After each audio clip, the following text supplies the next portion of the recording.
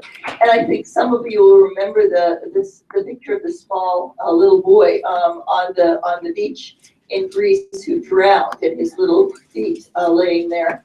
And it raised such an uproar.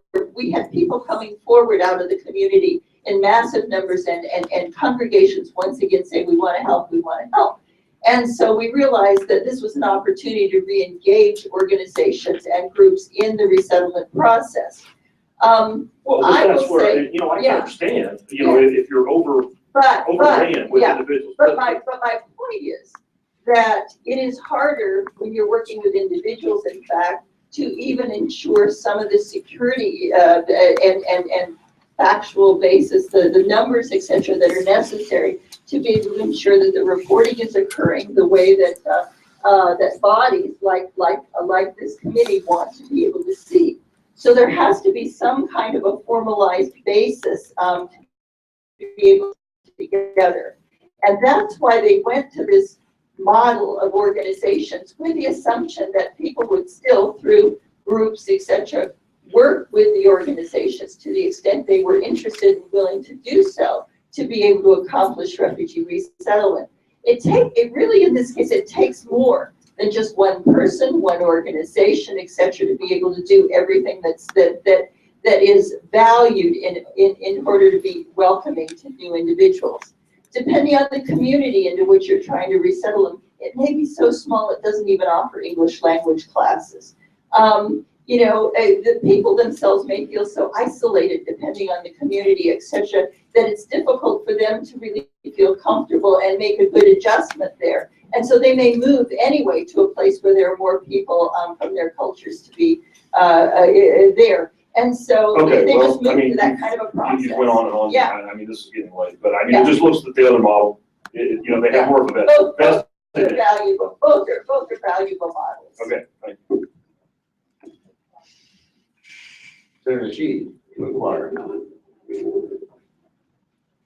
You need to come back up so the senator can inquire of you. All right. Out of the 10 million refugees that are trying to seek asylum, how many of them are children and women? Well, of the, 60% of refugees right now, with the number that Hillary used earlier, are women and children. So a significant number of the individuals fall into those categories. But do you know how many of the 10 million? 10 million refugees who are Syrian. We would accept 10,000 of them 10,000 in terms of additional visas. Oh, that's not a lot. No, it's not a lot. And as I said, France is taking 30,000. Canada is taking 25,000. Australia is taking 10,000. How many countries in Europe are taking refugees, and how many are they taking? Denmark, England, France, I know, Sweden, I know for sure are 4. And my recollection is that 10,000 is the lowest number. Okay. Turkey, are they taking any? Turkey already has almost 1.5 million people there that they're offering temporary safe haven to. So the countries surrounding Syria are not resettling right now. So is it true to say that those individuals that are trying to escape war and oppression from dictators, they are not our enemies? Absolutely not. And to talk with the individuals, in fact, and have them share their stories with you reminds us, in fact, how similar they are to the stories of some of our ancestors who were also escaping.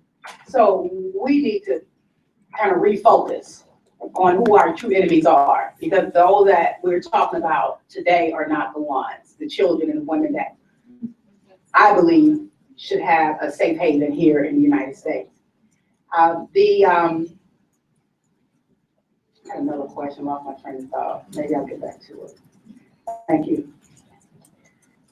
This concludes our hearing today. I appreciate everyone coming out. And it was for informational purposes, and I hope you got the information you were looking for.